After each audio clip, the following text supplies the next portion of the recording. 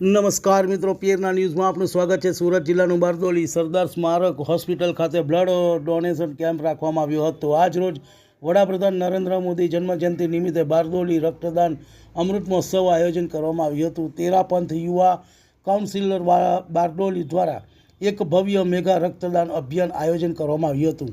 માનવતાના ઋણ મિલકત સફળ રક્તદાન પ્રેરક સૂત્રો સાથે આ કાર્યક્રમને રક્તદાન અમૃત મહોત્સવ નામ આપવામાં આવ્યું હતું।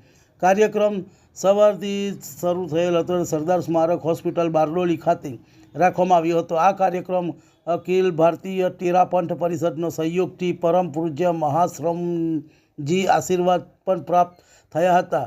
રક્તદાનનો આભાર વ્યક્ત કરવા માટે 10 લીટર બ્રાન્ડેડ પાણીનો જગ સ્મારક ભેટ તરીકે આપવામાં આવી હતી અને માહિતી મુજબ 750 યુનિટ બ્લડ ડોનેટ કરવામાં આવ્યું હતું। અતિથિ તરીકે ભાવેશભાઈ બાબેન તથા નગર પ્રમુખ આનંદભાઈ પટેલ, અખિલ ભારતીય તેરાપંથ કાર્યકરો સુંદર આયોજન કર્યું હતું। તેરાપંથના યુવા કાર્યકરો રાહુલ સમરા, હિત મહેતા, પિયુષ બાફના, સુનિલ સરનોટ, નરેશ કોઠારી, નરેશ હક, સંજય એસ બડોલા સ્ટાફ દ્વારા પણ સુંદર કામગીરી કરવામાં આવી હતી। રિપોર્ટ દીપેશ રામાનંદી માળવી।